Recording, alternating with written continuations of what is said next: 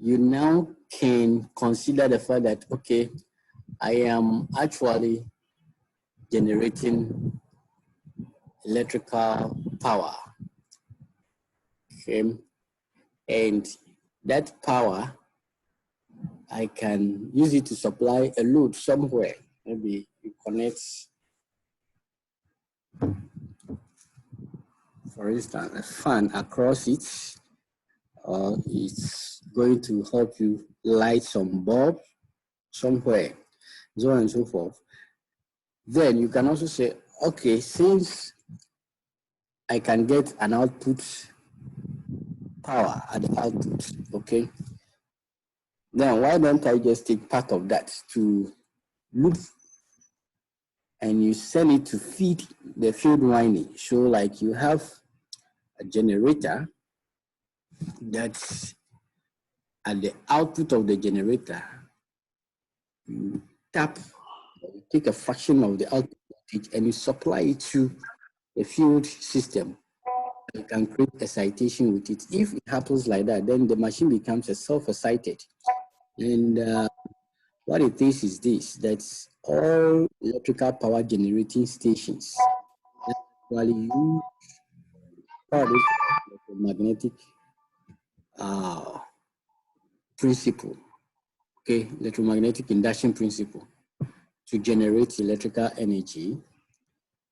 They would generate from separate excitation source, and then they will continue with self-excitation, because the excitation has to be a continuous process. If it stops, then you also stop having the machine running, okay?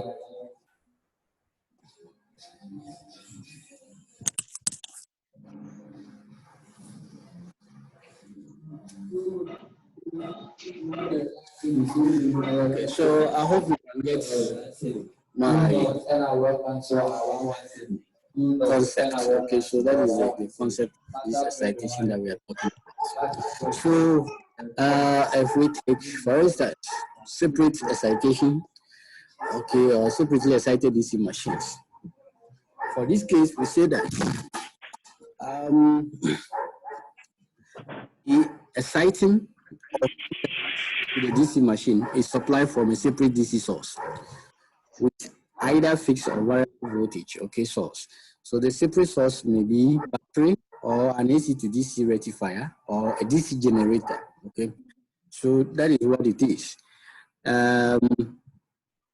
Like I was saying, when you go to any power generating house that will use this law of electromagnetic induction to generate electrical power, the first process is going to be to establish some excitation, and they get the exciting current from battery. So that's why I was showing you that battery bank, okay? Actually happens. When you go to Akosomo Authority, the generating house there, that is what they do most of the time. Okay. So if we are generating electrical energy, then why do we have to now depend continuously on battery to get excitation? It is not good for us to be doing that. Okay, so we want to use part of the output voltage and then convert it to DC, and then we'll feed it to the field system for excitation. Okay, so that is what actually happens. Economically, it is very good, and then it helps you to save costs in terms of maintenance, and then replacing materials, okay, entirely. So that is the case. Now, we need to also take note that the expression, can you see my cursor?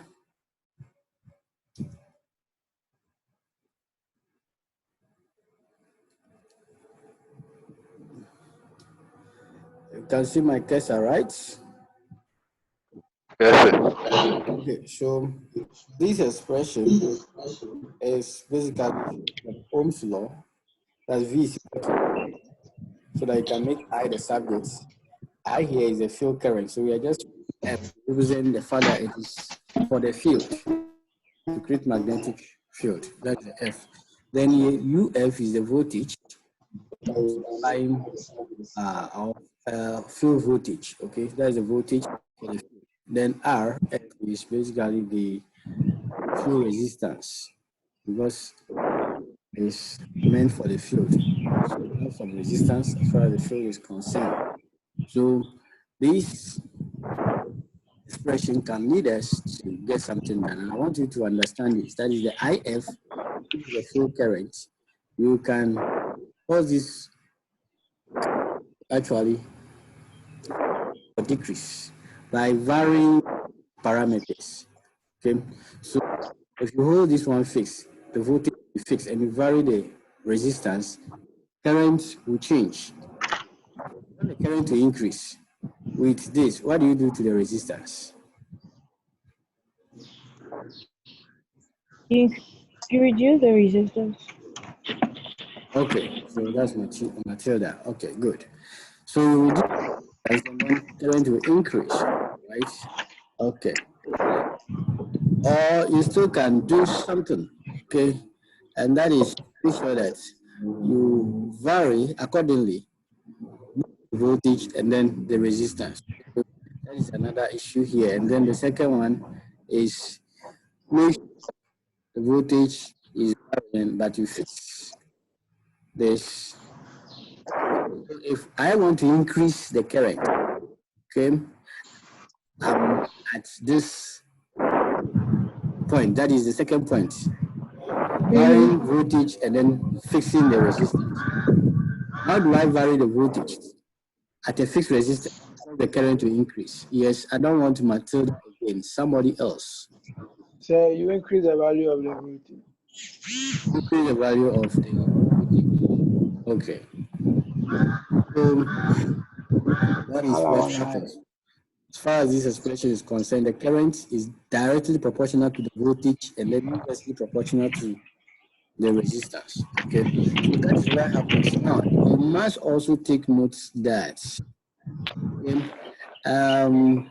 if you want more field, magnetic field, to be created, the current, the exciting current, do you understand? Is an important statement I'm making. If you want, So please take it again. You can't hear it. if you want the magnetic field to increase in your machine, then you must increase the exciting current. The exciting current is a function of the magnetic field. If the exciting current increases, the magnetic field, the exciting current reduces, the magnetic field also reduce. So to increase the magnetic, then you should be concerned of varying the variables to cause magnetic field to, the field current to increase, which will then the magnetic field. I hope you understand. Okay, so let's continue then. We should note that in separately excited generators, for instance, each output will depend on the speed of rotation of the armature and also the field current. Okay, so that is also a factor. Like if you take this whole thing that we were doing earlier on, so that we said that our ED, okay, is equal to P, okay, this is phi, and Z all over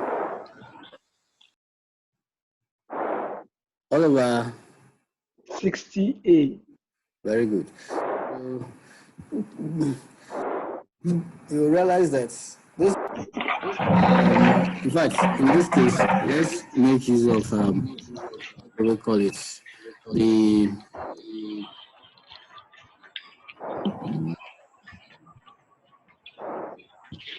power generated, not the back EMF. Okay, Monica, so let's use PG. Okay, so I'm using PG. Okay. Okay, so I'm using PG, that's the power generated. Okay, so we use P5 and Z. Now, if this is the case, then how much power I will generate? This is actually pole. Number of poles. This is power generated. This is number of poles. Okay, poles. So pi n z. So the speed, which is n, will affect how much power I'm generating. Okay, for power. I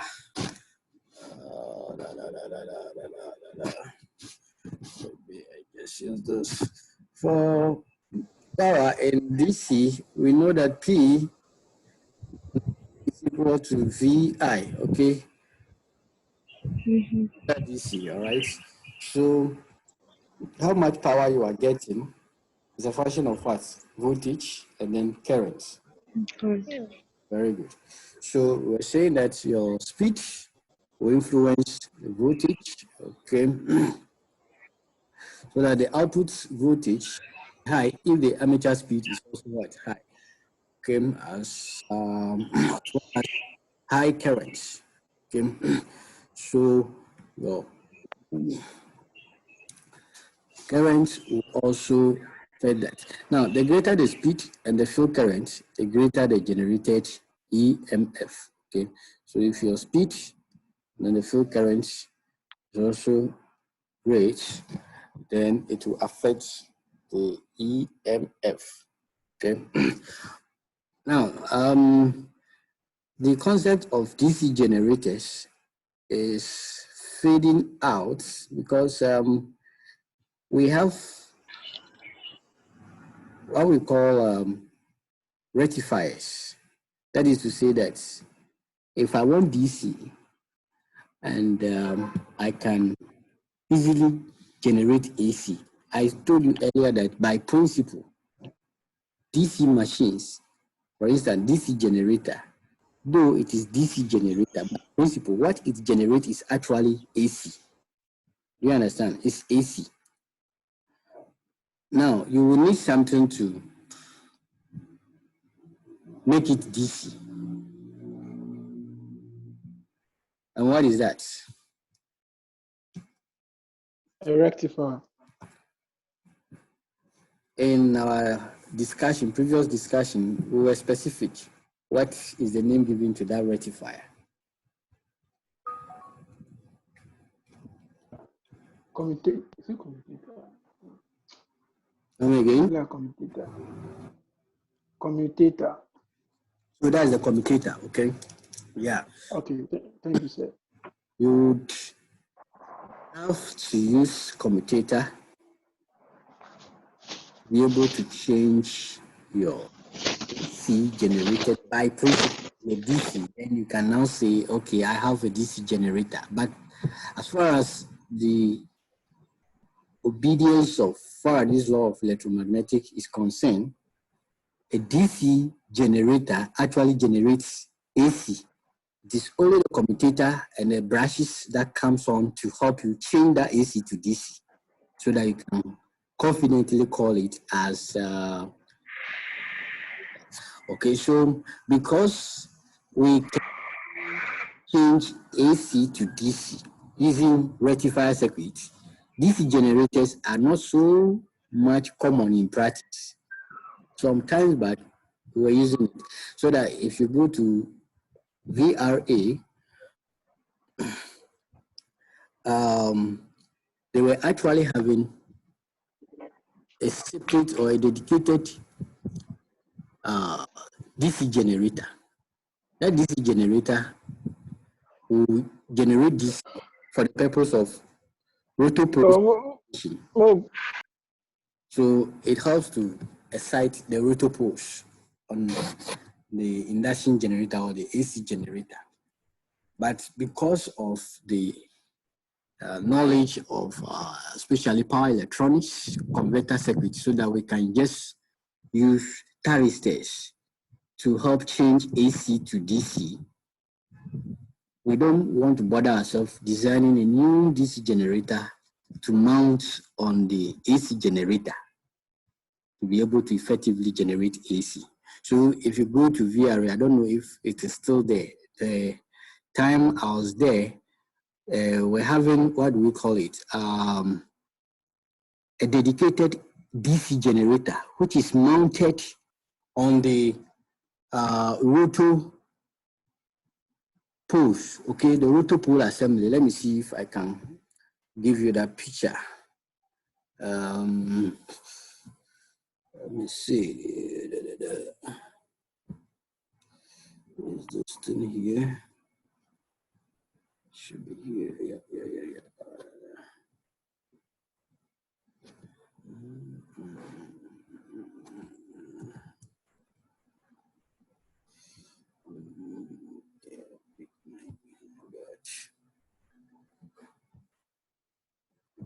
Let me see if I can see this.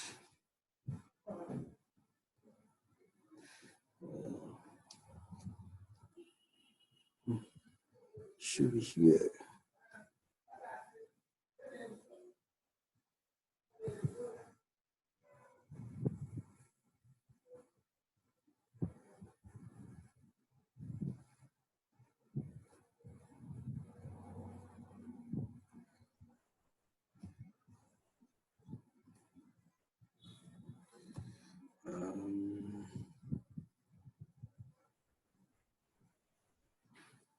Good.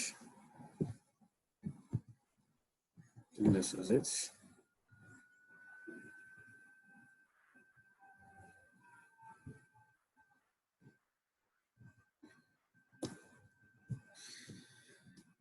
Okay, I think it should be this one. If I can share this.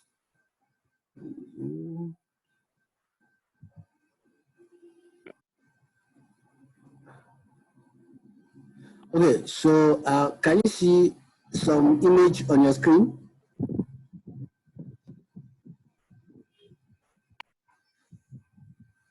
Yes, sir, we can see. Okay, so that is basically an old, what do we call it? I should be sure. DC generator that is mounted on the rotor pole. Okay, so that it helps to generate DC to excite the poles for the production of flux. Then you can continue to generate your AC.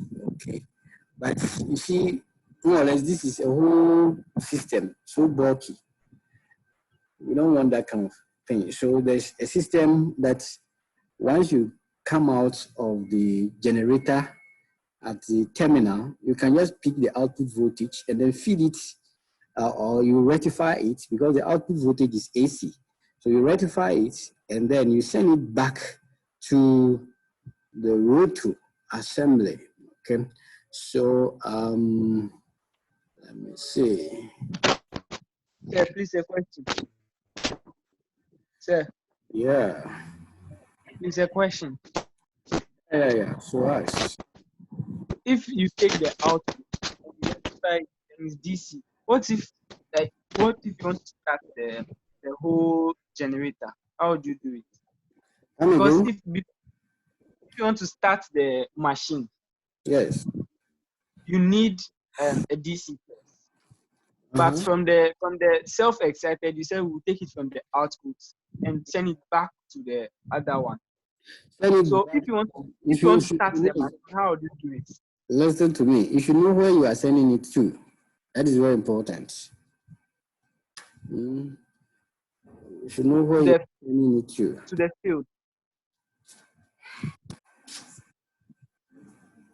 Right there. There.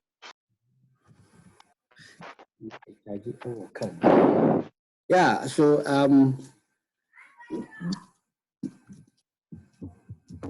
There. I'm saying that you should first know exactly where you're sending the DC to, okay? Yes, sir. We will send it to the field. Very good. So you want to send it to the field, okay? For this case, your rotor post, okay? So that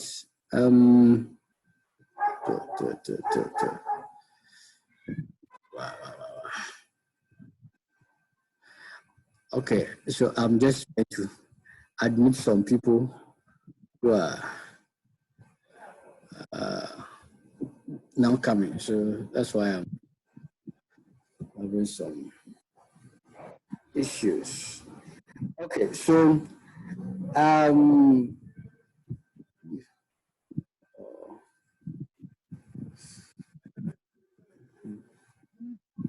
okay. So can I ask the question? Oh, a moment. Okay, I'm just trying to get back to you. Trying to connect your colleagues. Okay, you can see the screen, right? Yes, sir. What do you see on your screen? The word, the self-excited DC machine. Okay, that's good. Yeah, so your question then is asking of How would you start it? yeah. How would you start the machine, the DC machine? So this is the situation. Now you start the machine with An external source. very good. So those batteries I've shown you. You've gotten a supply from them and then you start the machine. Okay, before you switch. It's working.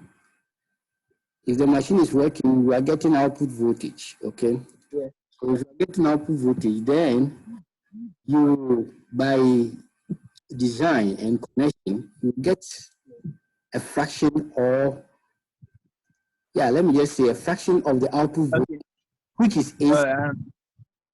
Okay, I understand. AC, you now change it to DC. Okay. You send it back to the rotor poles. Okay. Once you cannot maintain the two sources, the one you are converting from AC to DC and send to the rotor poles, and then the one coming from the battery. So once the one coming from the output, which you have converted to DC, is coming on, automatically we will take off the one coming from the battery room. Do you understand? Yes, sir. Yes, sir. That what will now sustain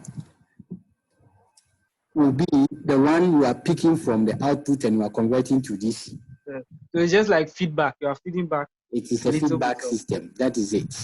Okay. It is a feedback system. So with that feedback system, we now call it, what do we call this one? For the citation concept. Self-excited. Okay. So that is what we are discussing, basically. Yes. Okay. Now, so I think we'll still have more people joining. All right, so good, we can continue.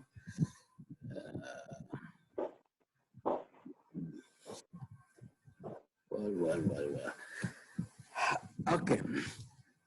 So those joining us, just pay attention. If you have questions, you just ask. Other than that, you just pay attention, please. Now,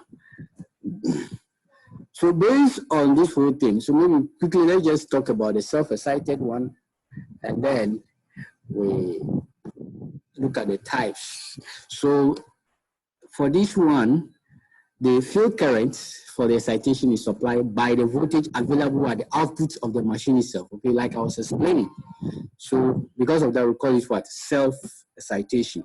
So depending on how the field windings, that winding or windings are connected with the armature circuits, okay,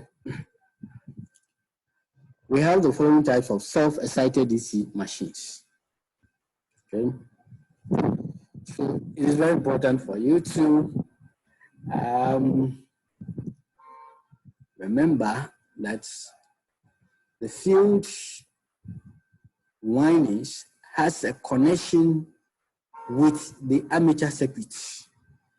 That's, I think I can just underline it if you like.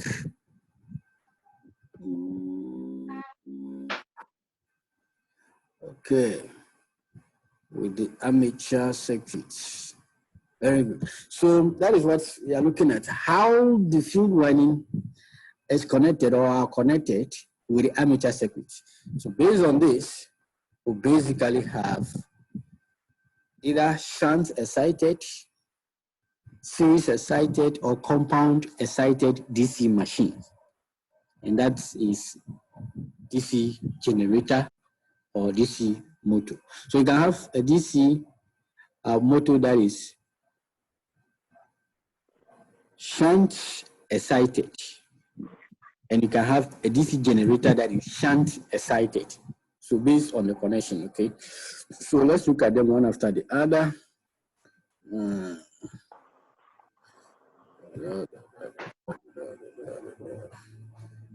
Okay. Let's take this off. All right. Now, so let's look at this.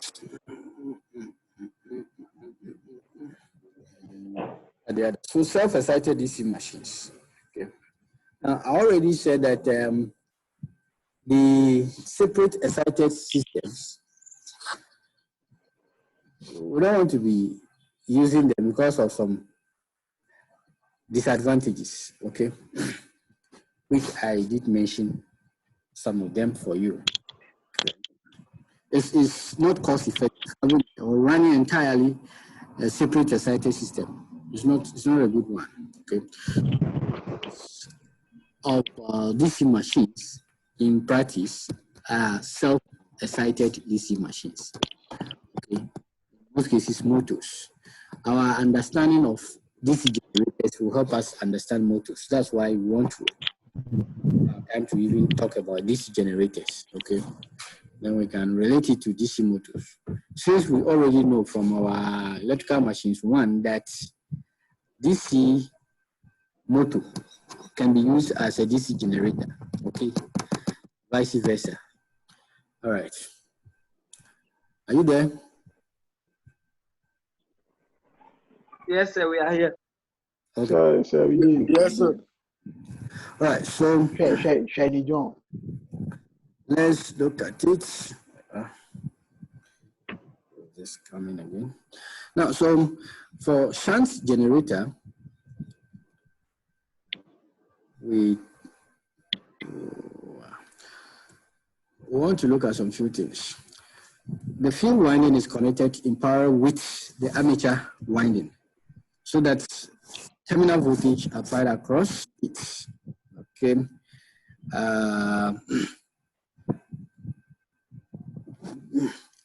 For the figure as we have here, I think it's just so distracted.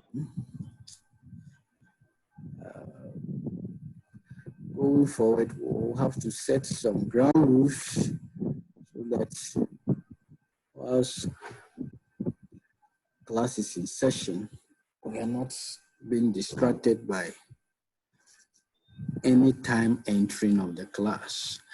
Okay, so the figure 5.4, that's circuit describing a shunt generator, DC shunt generator. So you can see this is representing the field winding. Okay. Then you have the armature circuit. This hole is for the armature. Okay, because it's DC, you can talk about minus and plus, two polarities. And then you also have your load, okay? So your load is here.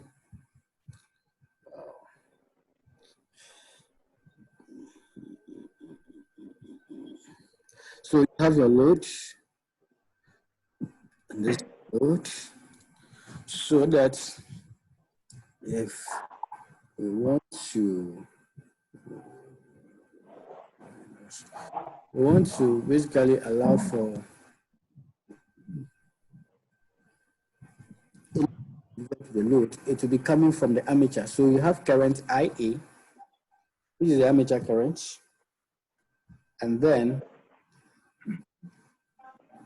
based on the connection, this current will obey Kirchhoff's current law. At this node, you have one person here which is going to supply the load. So IL is the load current, and then the ISH is the shunt current to flow in the field winding.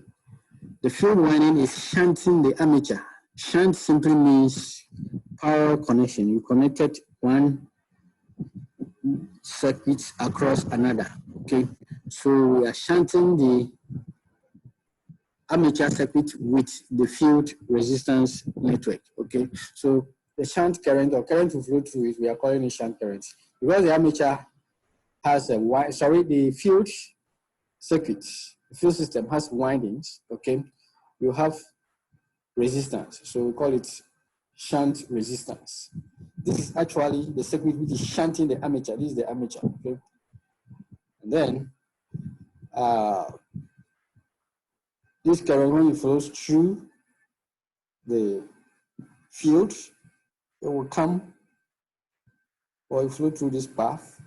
At this point, this node, it continues like that. It's a circuit. So the one that passes here flows through the load and then also comes, meets at this point. So Kirchhoff's current law, your loop equations. I hope you guys have done apply electricity, isn't it? And you have done some circuits theory, looking at things like Kirchhoff's laws, looking at superpositions, Norton's and Thevenin's circuits, analyzing them, looking at or studying how current flows. Yes, sir. Yes, sir, we've done it. Very good. So the circuits follow or obey certain patterns. Okay.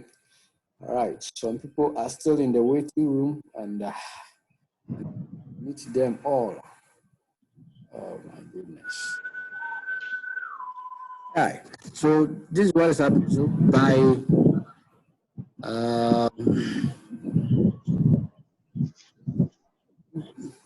principle, if I Kirchhoff's law, your IA, okay,